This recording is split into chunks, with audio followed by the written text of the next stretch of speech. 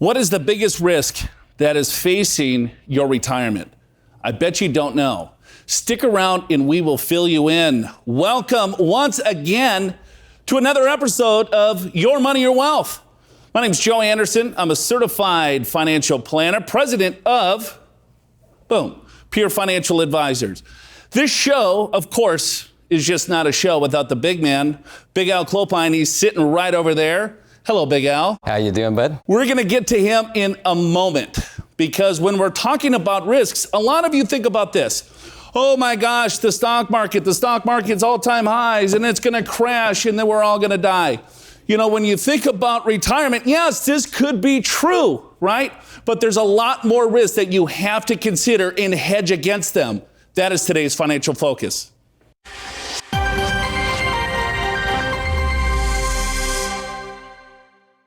You know, when you look at market risk, it is significant to your overall retirement, but there's other risks that you have to hedge against.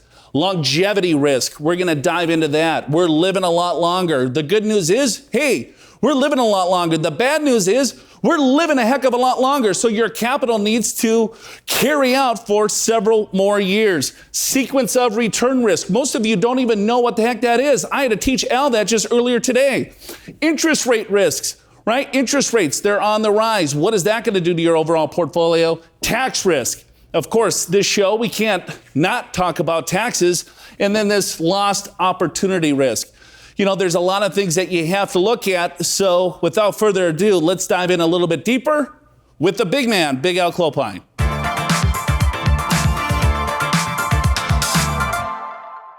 Alan, a lot of different risks. You know, when you think about retirement, it's like, okay, well, if the market goes down, right? Because when you're retired, your nest egg is the biggest, right? So then people start doing the wrong things, but there's a lot of other risks that they got to consider. Well, there are, Joe, and I do think you're right. Most people think about it's just market risk, but there are a lot of other things, and that's what we want to dive into today. So today we're really going to focus on what those risks are. We're going to identify them, and then most importantly, we're going to talk about how to mitigate those risks, what to do to get around them. And I think it's interesting, and I think Joe would agree with me, is that a lot of people we talk to, their greatest fear is not dying, it's running out of money before they die. And that's I want to sort of highlight that first risk because it's longevity and inflation. So if you look at the current stats, so for a 65-year-old man and woman, so you can see that the man has almost a 50% chance, or a little bit more than a 50% chance of reaching age 85. A woman over 60%. But then you look at all the way to age 90. So males, it's about a third. Women, it's close to half.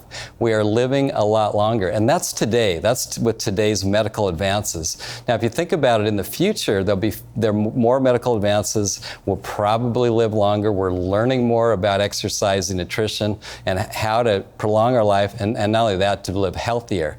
So this longevity risk, let me focus on a few things that you can actually do to put yourself in a better position.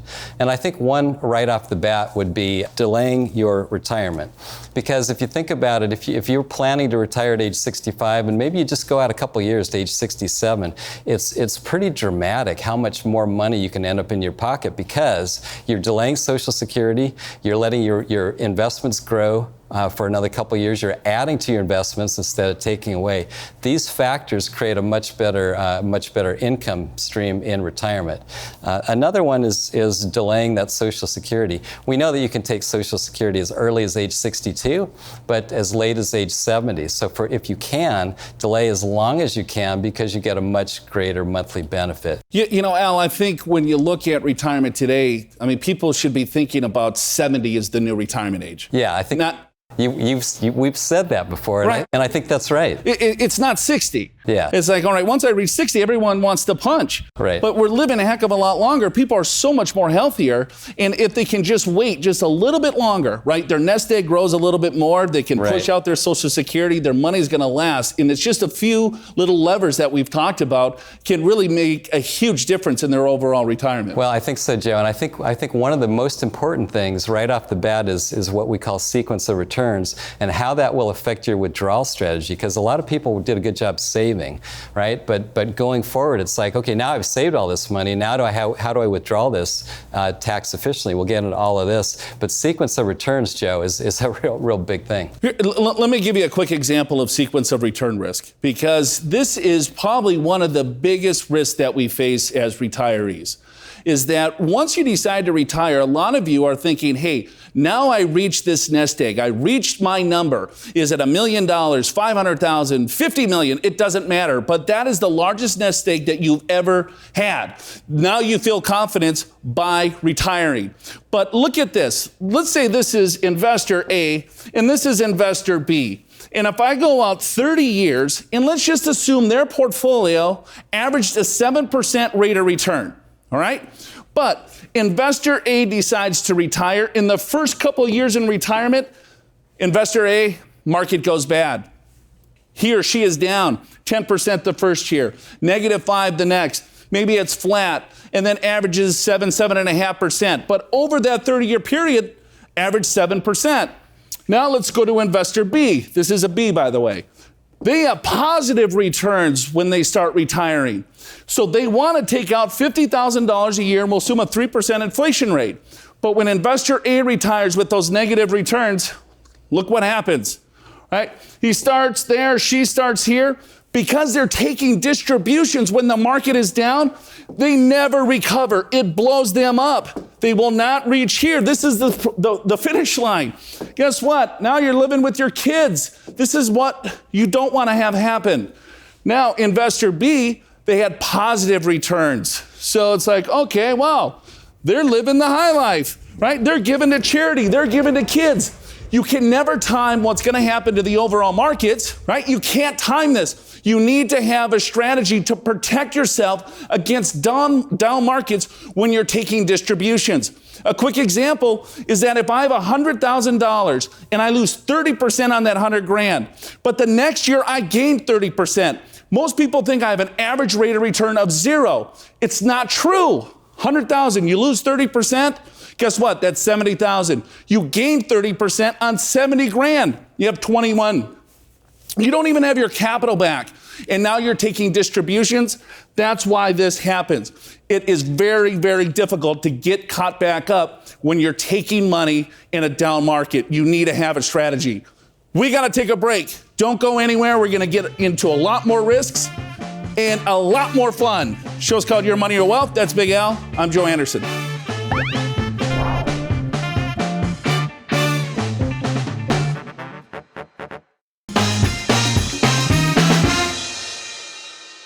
Hey, welcome back to the show. Show's called Your Money, Your Wealth. Joe Anderson, Big Al, hanging out, talking about risks in your retirement.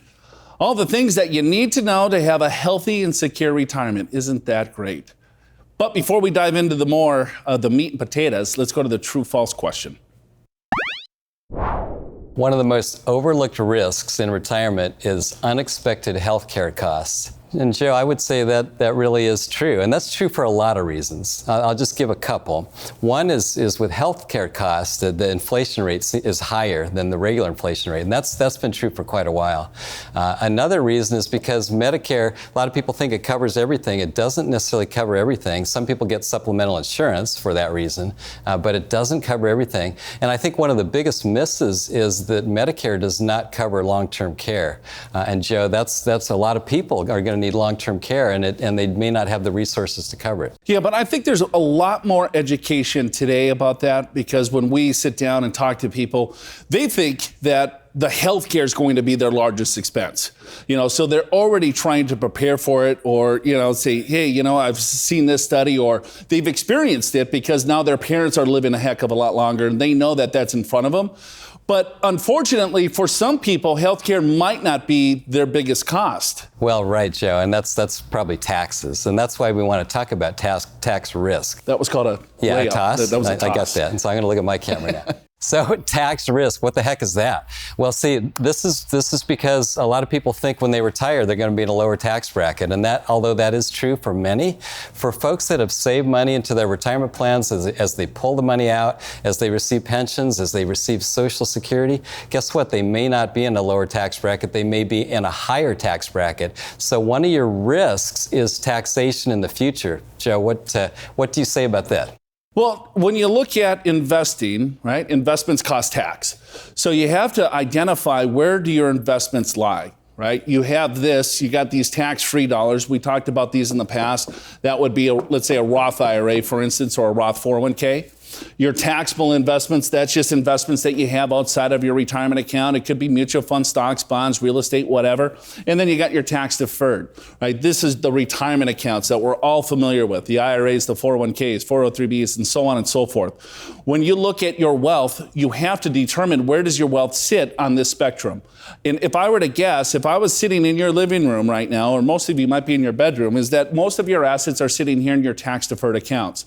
That's what we see the most. There's a heavy weight here in your tax deferred accounts. So what we like to preach and what we like to educate is to make sure that you have a little bit of balance in each of these different accounts. Because when it comes time to take distributions, now you have control over your taxes. This is huge. This will help stretch out your dollar. We talked about sequence of return risk. This is a phenomenal strategy to weed out some of that sequence of return risk, because guess what? You're pulling less dollars out of the overall account because you're saving it on the tax side. One of the biggest mistakes we see is how you start taking distributions. Because what we've been taught or told is in this tax deferred bucket, the IRAs and the 401ks is always to defer. Don't touch those monies until you absolutely have to. And so a lot of you start draining this account first. Maybe you have a large bucket of cash or some stocks or bonds or mutual funds. You're selling these and providing yourself income because you're deferring this because you don't want to pay the tax. Guess what? It could potentially blow up on you in the future. Now, we have an illustration of what this really does to a lot of people. Well, we do, Joe, and to think about it, it's and one of the biggest mistakes that we see is a couple may retire in their 60s, early, mid-60s, and they're following this advice that you just said, which is defer. And what they're doing, not realizing it, is they're building up a tax time bomb because maybe they're delaying their Social Security. Maybe they heard that was a good idea, right? And then they're not taking from their IRAs and 401ks. At 70, they start Social Security. At 70 and a half, they have to take the required minimum distributions. And Joe, their tax situation changes rather dramatically. So a quick illustration. Let's just hypothetically, there's an individual age 64. They have a $40,000 pension. They want to delay their Social Security until age 70, right? They're delaying their retirement accounts as well until they have to start taking it out at 70 and a half. So they're spending down cash. They're spending down stocks or something like that, maybe a return of basis. So they're providing themselves income at a very cheap tax cost, right? Because it's like you'll be in a lower tax bracket in retirement. That's what we've been told. For a lot of you watching this program right now, that might be true. Maybe you've accumulated some money in your retirement account. And guess what? That retirement account continues to build and build and build. Now fast forward to age 70 and a half. This couple still has that $40,000 pension, right? And then guess what? Now they have Social Security. They have a larger dollar amount because they waited until age 70. And guess what? Their required distribution could be $80,000. Look at their taxable income, $133,000 versus $16,000. Their taxes go to $1,600 to $21,000 because they didn't have the appropriate strategy. The appropriate strategy would have been, hey, instead of taking dollars from here to 64 to 70, maybe have a plan to look at your taxes, to look at your tax bracket. Maybe you should start depleting some of these accounts in those low brackets, or take these accounts and convert them up into a Roth IRA. You pay the tax, but at a very low rate. Because here's the problem, is that this is what we see. Here's time in taxes, is that in the beginning, it's like, wow, I'm in this low tax bracket, I'm living, and then it just spikes like this on you, right? What you want to look at is to even out that tax burden, is to say, you know what, I will pay a little bit of extra tax up front, right, to save all of this tax in the future. Now, if you're going to die like here, then don't do that, right? But if we want to pass wealth, or if you want to save significant taxes long term, we're talking about longevity risk, sequence of return risk, tax risk, everything else in between. By having a simple strategy to take a look at the overall picture, you're going to have so much more wealth, or so much more control over the wealth that you've accumulated.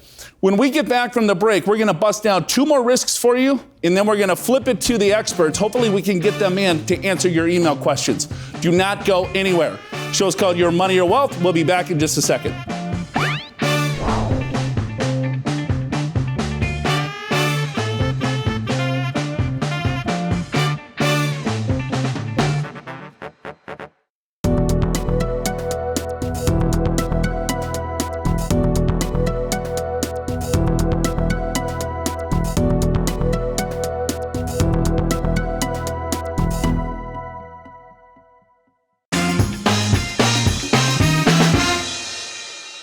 Hey, welcome back to the show. Show's called Your Money, Your Wealth. Joe Anderson, Big Al.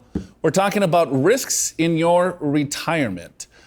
Before we dive into all of that, let's go to the true-false question. Let's see how you did. Retirees are at a greater risk of getting a divorce during their retirement years now than they were a decade ago. Unfortunately, Joe, that is true. Why do you think that is, Alan? According to the stats. Yeah, well, because you look at the gray divorce, right? More and more. I think one study that I might have made up, but I thought I saw, was that the highest divorce rate right now, percentage-wise, are couples right in their 50s and 60s. Well, that's right, 50s and older. So it's more than doubled since 1990. You know why that is? So I'm not a psychiatrist, but I have my theories. So number one is that's when the kids move out of the home. So there's the husband and wife are together more. So I think that can lead to conflict. And then retiring. I think a lot of times people retire and they were okay seeing people for an hour, 2, 3 a day, but all day, every day, that can be a little They're spending tougher. way too much time together. It's just like you and me. It's like, well, yes, exactly. It's like, when are you going to leave the home? Right? Stop rearranging everything. Right. Get the hell out of here, right? Pretty much. Right. So that's why I think, and in finances too, most individuals and couples are not necessarily fully prepared for retirement. They don't necessarily know, the ins and outs of how to potentially create income and all of this. Sure. And so they look at their nest egg, they retire, and guess what? After a few short years, they might overspend, and all of a sudden it's like, well, wait a minute. Right. This, and then the stress it's crazy. It is. So let's get into some more risk, Joe. And the next one's probably inflation. And inflation is really one of those I think a lot of us kind of understand, because if you think 25 years ago that you bought a home or you bought a car, it was a lot cheaper back then. What's a little bit harder to figure out or think about properly is that this is actually going to happen again in 25 years from now. And Joe, I think that's where people get in trouble. They think, okay, we've had all this inflation. Now I'm going to retire in maybe 20, 25 years. But the truth is, Joe, inflation keeps going and it gradually increases. The problem, I think, too, is that people get that, all right, they hear the word inflation, but, the cost of goods and services continue to increase on us. And it's like, well, if you just go back 10, 20, 30 years, right? We have clients now that retired 25, 30 years ago. And if I would say, in 25 years, when you fill up your car with gas, it's going to cost you $50, they would have thought I was crazy. So and it's just this slow, it's dying with a lot of paper cuts, basically. So you want to make sure that you're prepared for that, is that the cost of goods and services are going to continue to increase. Some goods and services are going to increase higher than others. And so you're looking at, well, how big of a nest egg do I need to provide the lifestyle that I want? Joe, let's chat about the next risk that I think a lot of people don't think too much about, and that's lost opportunity risk. And I've got a slide here that I want to illustrate. And essentially what we're talking about here is it's almost a 30-year period. I've got an example where take a look at investing maybe $1,000 in 1990. What would it be worth in 2017? And so if you left it in the market that whole time, you get about a 9.81% rate of return. I'm going to switch to red. And so you end up with about $13,000. So that's pretty good. That's staying in the market. But if you just missed the single best day in that 27-year period, look what happens. Now you're at 9.3% rate of return. Now you're at $12,300. That's just one day. What if you missed the 5 best days in almost a 30-year period? So here now you're down to 8.21%. Now it's $9,000 of value, and so on. We can keep going on down the line, but here's missing the top 25 days in that entire period. Now your $1,000 just went to $3,400. And here's the problem. No one knows when the best days are going to be. So the point is you want to stay invested. And Joe, I think there's a tendency that people want to get out of the market when they think, okay, it's high enough, let's get out, and they miss some of these great days. Well, a few things with that chart. All right, is that you look at it and then you have 27 years. So if you think of how many days the market is open in 27 years, is a lot of days, right? And then if you just miss one of them, your rate of return goes down. But if you miss that one day, I want to give you $1 million because that's almost impossible. To miss 15 of the best days is almost impossible. This is just for illustration purposes because we could say, well, if you just miss the worst 15 days. The point is that we don't necessarily know when these bad days are going to come or when these good days are going to come. That's why you have to look at what target rate of return do you need to generate on your money and making sure that you have that portfolio that is specifically suited for you. How much income do you need? What is your tax bracket? What do you think your life expectancy is going to be? What is your Social Security strategy? So we talked all sorts of different risks. Inflation risk, right? The cost of goods and services are going to go up. Sequence of return risk. When is the market going to go up and down? It's all about timing when it comes to your retirement. We talked about tax risk. We talked about all sorts of different things. So it's just making sure that you identify all of this in your overall strategy to make sure that you have a plan. Alan, let's go to the favorite part of the show. It's called Ask the Experts. Let's do it. Apparently is you and me.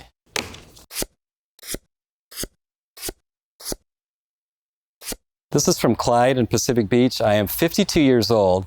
I only have about a quarter of the money I need to retire at 70. Do I take more risk with stocks that I buy to try to catch up on the funds that I need to retire? Joey, that's a really common question that we get because a lot of people are behind. So they think they double up or triple up or quadruple. Let's go super risky, right? So that we can, then end up in the right spot. What do you think? Yeah, the problem is that it's, all right, well, here, I'm a little bit behind, so what the heck do I do? Well, there's a lot of strategies that you potentially can do, but it's just, first of all, just identifying what you want to accomplish long term and then setting up a game plan. But you're right, Al, you were saying they try to just load up a little bit more on risk when they probably shouldn't be doing that because as soon as they want to retire, then the risk is going to blow up on them and potentially they could lose everything. Yeah, and I think that probably the smarter approach is do a little planning, try to figure out, okay, what is reasonable? And so in this particular case, Clyde, maybe you're thinking you work until 70, and maybe what you should do if you work till 70, maybe after age 70, maybe you work part-time, maybe you look at trimming your budget a little bit, maybe you look at downsizing your home, maybe you look at moving to a cheaper area. There's all kinds of things that are probably going to be better than trying to double down on your risk and then end up in a much worse spot. I mean, Clyde, you're only 52 years old, right? There's so much that you can potentially do. Don't lose hope. It's like, you know what? I don't have anything. I'm just going to toss it in and whatever. No, I mean, just look at some levers, right? Work as long as you possibly can. 70, by the time you're 70, you're going to feel like you're 50. So don't worry about it. Now, what's the next question?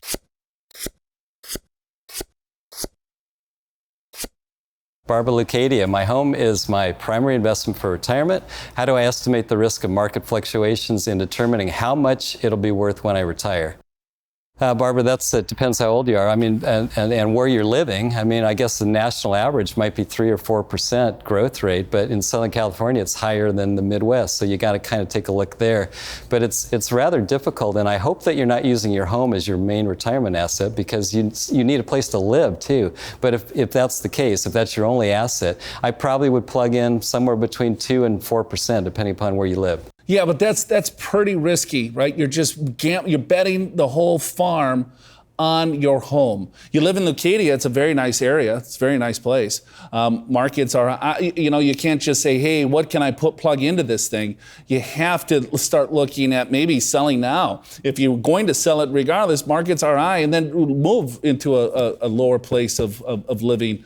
So yeah, it's kind of a loaded question there. I wish we had a little bit more information and a little bit more time, but we don't. That's it. Look at how fast this show goes. It's crazy. It's just knowledge of risks, and you just had the best time of your life. I know I did.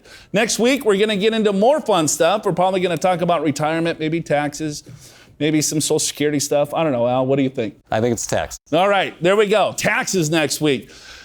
Well, it was fun. Hopefully you enjoyed the show. We'll be back again same time next week. For Big Al Clopine, I'm Joe Anderson. You just watched another episode of Your Money, Your Wealth. We'll see you next time.